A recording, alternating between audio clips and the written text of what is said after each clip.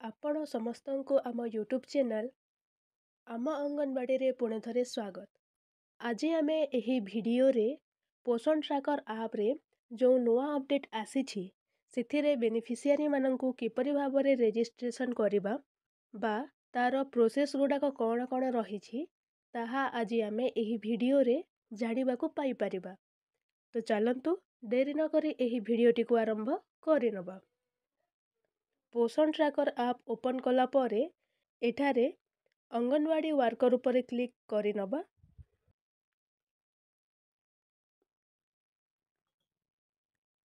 ଏବେ ଏଠାରେ ଲଗ୍ଇନ୍ ଉପରେ କ୍ଲିକ୍ କରିନେବା।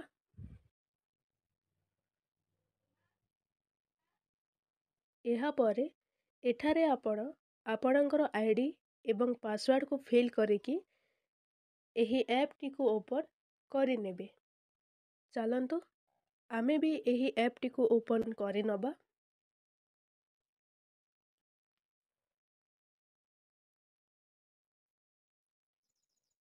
ଏହାପରେ ଏଠାରେ ବେନିଫିସିଆରୀ ଉପରେ କ୍ଲିକ୍ କରିନେବା। ବର୍ତ୍ତମାନ ଆମେ ଜଣେ ଗର୍ଭବତୀ ମହିଳାଙ୍କୁ ଏହି ଆପ୍ରେ ରେଜିଷ୍ଟ୍ରେସନ୍ କରିବା। ସେଇଥିପାଇଁ ଏଠାରେ ପ୍ରେଗନେଣ୍ଟ ଓମେନ୍ ଉପରେ କ୍ଲିକ୍ କରିନେବା।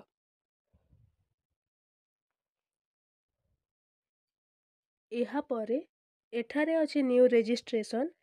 ଏବେ ଏହା ଉପରେ କ୍ଲିକ୍ କରିନେବା। ପୋଷଣ ଟ୍ରାକର ଆପ୍ରେ ଯେଉଁ ନୂଆ ଅପଡ଼େଟ୍ ଆସିଛି ସେଥିରେ ବେନିଫିସିଆରୀମାନଙ୍କୁ କିପରି ଭାବରେ ରେଜିଷ୍ଟ୍ରେସନ୍ କରିବା ଏହା ହେଉଛି ତାହାର ପ୍ରୋସେସ୍ ବା ଇନଷ୍ଟ୍ରକ୍ସନ୍। ଏହି ଭିଡ଼ିଓଟି ମୁଁ ଆମ ଚ୍ୟାନେଲ୍ରେ ଅଲରେଡ଼ି ଅପଲୋଡ଼ କରିସାରିଛି। ଯଦି ଆପଣମାନେ ଦେଖିନାହାନ୍ତି ତାହେଲେ ସେହି ଭିଡ଼ିଓକୁ ଥରେ ଯାଇକି ଦେଖିନେବେ। ତାହାଦ୍ୱାରା ଆପଣମାନେ ଜାଣିପାରିବେ ଯେ ଜଣେ ବେନିଫିସିଆରୀଙ୍କୁ ରେଜିଷ୍ଟ୍ରେସନ୍ କରିବା ପାଇଁ ଆମକୁ କ'ଣ କ'ଣ କରିବାକୁ ପଡ଼ିବ। ଏହି ଇନଷ୍ଟ୍ରକ୍ସନ୍ରେ ଲେଖା ହେଇଛି ଯେ ଗର୍ଭବତୀ ମହିଳା, ପ୍ରସୂତି ମା ଏବଂ କିଶୋରୀ ବାଳିକାମାନଙ୍କୁ ଏହି ଆପ୍ରେ ରେଜିଷ୍ଟ୍ରେସନ୍ କରିବା ପାଇଁ ତାଙ୍କର EKYC ଏବଂ ଫେସ୍ କ୍ୟାପଚର୍ କରିବାକୁ ପଡ଼ିବ। ଏହାପରେ ଯେଉଁ ଶିଶୁମାନେ ରହିଲେ ତାଙ୍କୁ ଏହି ଆପ୍ରେ ରେଜିଷ୍ଟ୍ରେସନ୍ କରିବା ପାଇଁ ଆମକୁ ଏହି 3 ଜଣଙ୍କ ମଧ୍ୟରୁ ଯାହାର ବି EKYC ଏବଂ ଫେସ୍ କ୍ୟାପଚର୍ କରିବାକୁ ପଡ଼ିବ। ଏବଂ EKYC କରିବା ପାଇଁ ଆମକୁ ସେହି ବେନିଫିସିଆରୀଙ୍କର ଆଧାର ନମ୍ବରଟି ଦରକାର ପଡ଼ିବ ଏବଂ ତାଙ୍କର ଆଧାର କାର୍ଡ଼ରେ ଯେଉଁ ମୋବାଇଲ୍ ନମ୍ବରଟି ଅଛି ସେଥିରେ ଗୋଟେ OTP ଯିବ। ସେହି OTPକୁ ଏଥିରେ ଭେରିଫିକେସନ୍ କରିବାକୁ ପଡ଼ିବ। ଏହାପରେ ଲାଷ୍ଟରେ ଅଛି ଫେସ୍ ଭେରିଫିକେସନ୍। ଏହାପରେ ଏହି ଆପ୍ରେ ସେହି ବେନିଫିସିଆରୀଙ୍କୁ ଆମେ ରେଜିଷ୍ଟ୍ରେସନ୍ କରିପାରିବୁ। ଆଗକୁ ଯିବା ପାଇଁ ଏବେ ଅଣ୍ଡରଷ୍ଟୁଡ୍ ଉପରେ କ୍ଲିକ୍ କରିନେବା।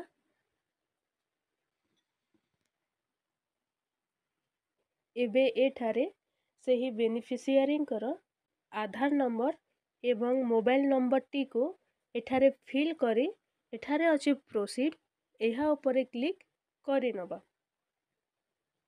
ଚାଲନ୍ତୁ ଏହାକୁ ଶୀଘ୍ର ଫିଲ୍ କରିନେବା।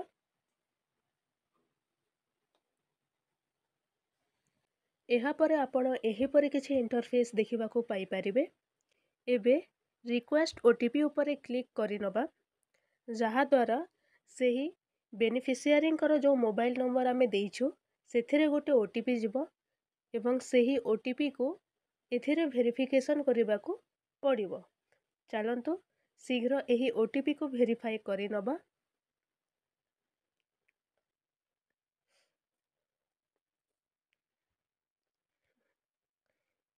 ଏହି OTPକୁ ଭେରିଫାଏ କରିବା ପାଇଁ 5 ମିନିଟ୍ର ସମୟ ରହୁଛି। ଏହି ସମୟଟି ଶେଷ ହେବା ଆଗରୁ ଆପଣଙ୍କୁ ଏହି ବେନିଫିସିଆରୀଙ୍କର OTPକୁ ଭେରିଫାଏ କରିବାକୁ ପଡ଼ିବ।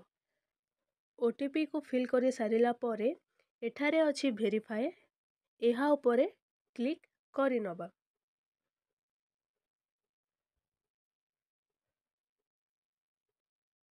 ଏହାପରେ ଏବେ ସେହି ବେନିଫିସିଆରୀଙ୍କର ଇ-KYC କରିବା ପାଇଁ ଏଠାରେ ଅଛି ପ୍ରୋସିଡ୍ ଟୁ ଇ-KYC। ଏବେ ଏହା ଉପରେ କ୍ଲିକ୍ କରିନେବା।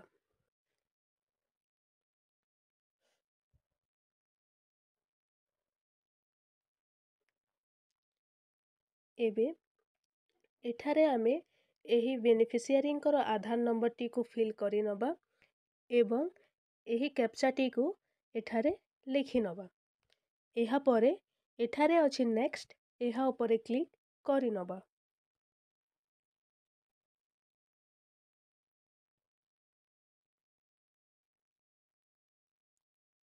ଏହାପରେ ସେହି ବେନିଫିସିଆରୀଙ୍କର ଆଧାର କାର୍ଡ଼ରେ ଯେଉଁ ମୋବାଇଲ ନମ୍ବରଟି ଅଛି ସେଥିରେ ଗୋଟେ 6 ଅଙ୍କ ବିଶିଷ୍ଟ OTP ଯିବ। ତାକୁ ଏଠାରେ ଫିଲ୍ କରିକି ଏଠାରେ ଅଛି କଣ୍ଟିନ୍ୟୁ, ଏହା ଉପରେ କ୍ଲିକ୍ କରିନେବା।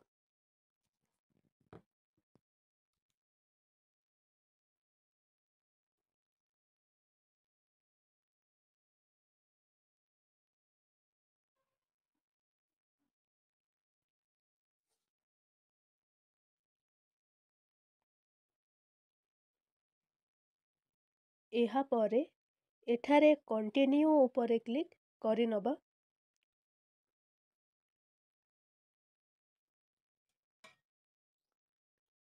ଏହାପରେ ଏଠାରେ ଆପଣମାନେ ଦେଖିପାରିବେ ଯେ ଏହି ବେନିଫିସିଆରୀଙ୍କର ଇ-KYCଟି ସକ୍ସେସଫୁଲ୍ ହୋଇସାରିଛି।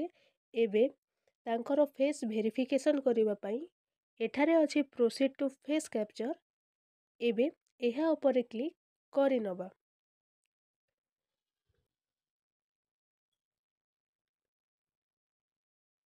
ଏହାପରେ ଏହିପରି କିଛି ଇଣ୍ଟରଫେସ୍ ଆପଣ ଦେଖିବାକୁ ପାଇପାରିବେ। ଏଠାରେ ଆପଣ ସେହି ବେନିଫିସିଆରୀଙ୍କର ଫଟୋ ଦେଖିବାକୁ ପାଇପାରିବେ ଏବଂ ଏଠାରେ ତାଙ୍କର ନାଁ ମଧ୍ୟ ଲେଖା ରହିବ। ଏହାପରେ ଏଠାରେ ଲେଖା ଅଛି ଯେ ବେନିଫିସିଆରୀ ମାନଙ୍କର ଫେସ୍ ଭେରିଫିକେସନ୍ କିପରି କରିବା। ମୁଁ ଏହି ଚ୍ୟାନେଲରେ ବେନିଫିସିଆରୀ ମାନଙ୍କର ଫେସ୍ ଭେରିଫିକେସନ୍ କିପରି କରିବା ସେହି ଭିଡ଼ିଓଟି ଅଲରେଡ଼ି ଅପଲୋଡ଼ କରିସାରିଛି।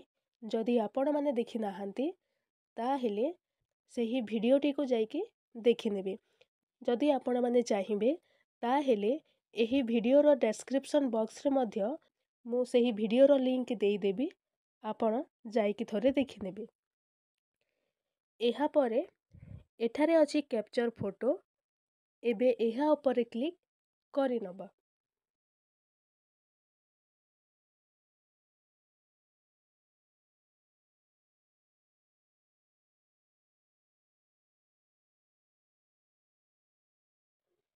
ଏହାପରେ ଏହି ପେଜରେ ଆପଣ ସେହି ବେନିଫିସିଆରୀଙ୍କର 2ଟି ଫଟୋ ଦେଖିବାକୁ ପାଇପାରିବେ ଏବଂ ଏହାର ଠିକ୍ ତଳେ ଆପଣମାନେ ଦେଖିବାକୁ ପାଇପାରିବେ ଯେ ଫଟୋ କ୍ୟାପଚର୍ ପାଖରେ ଗ୍ରୀନ୍ ଟିକ୍ ଲାଗିସାରିଛି ଏବଂ ଏହାର ତଳେ ଯେଉଁ ଅଛି ଏଥିରେ ଆମକୁ ଏହି ବେନିଫିସିଆରୀଙ୍କର ଫଟୋ ଭେରିଫିକେସନ୍ କରିବାକୁ ପଡ଼ିବ, ଯାହାଦ୍ୱାରା ଏଥିରେ ବି ଗ୍ରୀନ୍ ଟିକ୍ ଲାଗିଯିବ ଏବଂ ଆମେ ଏହି ବେନିଫିସିଆରୀଙ୍କୁ ଏହି ଆପ୍ରେ ରେଜିଷ୍ଟ୍ରେସନ୍ କରିପାରିବା।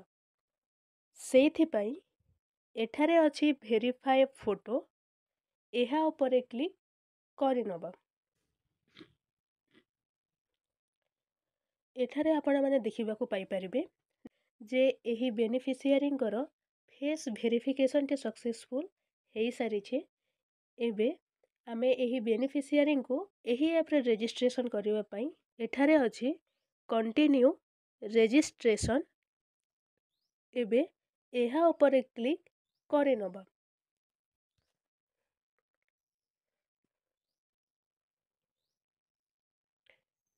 ଏହାପରେ ଆମର ରେଜିଷ୍ଟ୍ରେସନ୍ ପେଜ୍ଟି ଓପନ୍ ହୋଇସାରିଛି।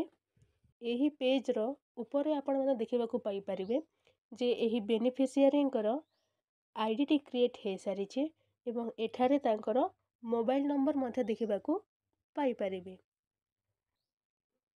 ଚାଲନ୍ତୁ ଏହି ବେନିଫିସିଆରୀଙ୍କର ଏହି ପେଜ୍ଟିକୁ ଶୀଘ୍ର ଫିଲ୍ କରିନେବା। ପ୍ରଥମରେ ଅଛି ନେମ୍ ଇନ୍ ୟୋର୍ ଲାଙ୍ଗୁଏଜ୍। ଏଠାରେ ଆମେ ଏହି ବେନିଫିସିଆରୀଙ୍କର ନାଁଟିକୁ ଆମ ଭାଷାରେ ଲେଖିନେବା। ଏହାପରେ ଏଠାରେ ତାଙ୍କର ହଜବ୍ୟାଣ୍ଡଙ୍କର ନାଁଟିକୁ ଲେଖିନେବା। ଏହାପରେ ତାଙ୍କର କାଷ୍ଟ रेसिडेंस टाइप, यहाँ पर अच्छी LMP डेट। चलतु यहाँ को शीघ्र फिल करनबा।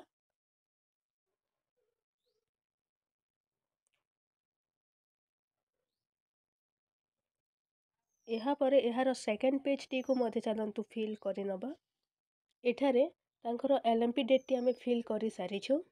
यहाँ पर एठारे पचारि जे आमे जो गर्भवती महिला को रजिस्ट्रेशन करूछु यहाँ कौन तांकर फास्ट प्रेगनेंसी ना ता ठारू अधिक। जदि यह तांकर फास्ट प्रेगनेंसी अटे ताहेले एठारे आपण ताकू येस करदेबे एवं जदि यह तांकर सेकेंड किंबा ता ठारू अधिक अटे ताहेले एठारे आपण नो उपरे क्लिक करिनेबे। यहाँ परे एठारे लिखा हेछि जे details of first ANC as पर MCP card optional date of first ANC। एठारे आमे एही बेनिफिशियरी रेजिस्ट्रेशन डेट टी को फिल करनबा। यहाँ पर एठारे आमे एही बेनिफिशियरी उच्चता टी को फिल करनबा। यहाँ पर तांकर ओजन, यहाँ पर लास्ट रे अछि हीमोग्लोबिन। एठारे अछि सबमिट। एबे एहा ऊपर क्लिक करनबा। यहाँ पर आपण माने देखिबा को पाई परिबे जे एही बेनिफिशियरी रेजिस्ट्रेशन टे सक्सेसफुल हे सारिछि। एबे डन ऊपर क्लिक करनबा।